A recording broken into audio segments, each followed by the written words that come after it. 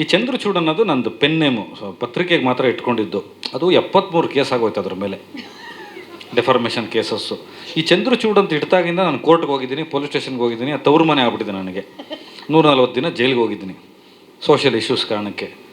ಈ ಶಾರದಾ ಯಾವಾಗಲೂ ಫೋನ್ ಮಾಡಿ, ನೀನು ಕಾಂಟ್ರವರ್ಸಿಗೆ ಹೋಗ್ಬೇಡ, ಸೀನಲ್ಲೇ ಇದೆ, ನೀನು ಒಳ್ಳೆ ರೈಟ್ರು, ನೀನು ಈ ಥರ ಮಾಡು ಅಂತ. ಚಕ್ರವರ್ತಿ ಅನ್ನೋದು ನನ್ನ ಮನೆ ಸರ್ನೇಮು. ನಾನು ಹಂಗೆ ಹುಡುಕಿ ನ್ಯೂಮರಾಲಜಿ ನೋಡಿ, ಅದಕ್ಕೆ ಸಂಖ್ಯಾಶಾಸ್ತ್ರ ಎಲ್ಲ ಕಲ್ತ್ಕೊಂಡು, ಆಗಮಿಕ ಪೌರೈತ್ಯ ಎಲ್ಲ ಕಲಿತು ಎಲ್ಲ ಆದಮೇಲೆ ಒಂದು ಒಳಿತು.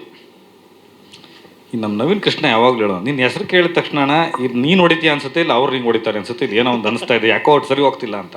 ನಮ್ಮ ತಾಯಿನ ಕೇಳಿದೆ ಮೊನ್ನೆ, ನಮ್ಮ ತಂದೆ ಜಾತಕ ಬರ್ತಿದ್ರಲ್ಲ ನಮ್ಮ ಅಜ್ಜ, ಅದು ಕುಡೀಲಿ ಅಂತ ತೆಗೆದಾಗ ಅಲ್ಲಿ ಗೊತ್ತಾಯಿತು, ಇದು ಬ್ಯಾಕ್ ಟು ದ ರೂಟ್ಸ್ ಅನ್ನೋ ಥರ ನನ್ನ ಹೆಸರು ದೇವ ಅಂತಿತ್ತು. ಇದು ನಾನು ಸ್ಕೂಲಲ್ಲೆಲ್ಲ 7ನೇ ಕ್ಲಾಸಿಗೆ ಎಲ್ಲ ನಾನು ಕೇಳಿದ್ದೆ, SLC ಮೇಲೆ ನಾನು ಚೇಂಜ್ ಮಾಡಿಸಿದ್ದೆ.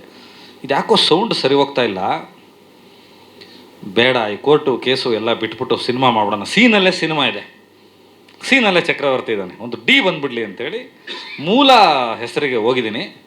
ಇನ್ನು ಮುಂದೆ ಹೆಸರು ಬದಲಾಯಿಸಲ್ಲ ಅಂತ ನಿಮ್ಮ ಮೇಲೆ ಆಣೆ ಮಾಡಿ ಹೇಳ್ತಾ ಇದ್ದೀನಿ, ಬದಲಾಯಿಸಲ್ಲ. ಇನ್ನೊಂದು, ಈ ಮೇಲ್ಕೋಟೆಯಿಂದ ಡೆಲ್ಲಿಗೆ ಹೋಗುತ್ತೆ ಪಾದಯಾತ್ರೆ, ಅದು ಡೆಲ್ಲಿ ಟು ಚೆನ್ನೈಗೆ ಬರುತ್ತಾ ಅಂತ. ಇಲ್ಲ, ಅದು ನೀವು ಕೇಳಿ ಸೆನ್ಸ್ ಅರ್ಥ ಆಯಿತು. ಆ ಕತೆ ಡೆಲ್ಲಿಯ ಒಂದು ವಿಶೇಷವಾದ ಕೋರ್ಟಲ್ಲಿ ಎಂಡ್ ಆಗುತ್ತೆ. ಆವಾಗ ಪ್ರಧಾನಮಂತ್ರಿ ಇದ್ದವರ ಇದರಲ್ಲಿ ಎಂಡ್ ಆಗುತ್ತೆ.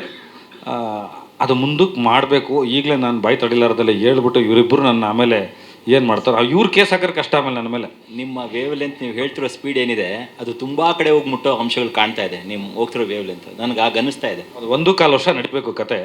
19 ರಾಜ್ಯಗಳಿಗೆ ಹೋಗಬೇಕು ಆ ಕಾಲದಲ್ಲಿ. ಸರ್, ನೀವು ಕೇಳಿದ್ದಕ್ಕೆ ಹೇಳ್ತಾ ಇದ್ದೀನಿ, ಕತೆ ಹೇಳಿ ಸಿನಿಮಾ ಶುರು ಮಾಡ್ತೀನಿ ಅಂತ ಹೇಳಿದ್ರಿ. ಕತೆನೂ ಕ್ಲೈಮ್ಯಾಕ್ಸ್ ಹೇಳ್ಬೋದು ನೀವು ಈಗಲೇ?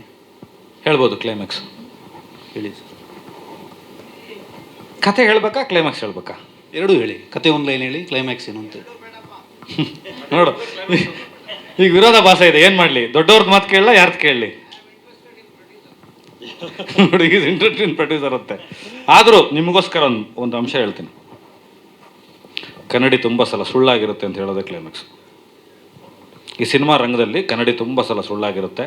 ಕನ್ನಡಿ ಯಾವಾಗಲೂ ಸತ್ಯ ಹೇಳಲ್ಲ. ನನಗೆ ನಾನು ಅಂತ ತೋರಿಸ್ಬೇಕಾದ್ರೆ ಕನ್ನಡಿ ಬೇಕಾಗಿಲ್ಲ.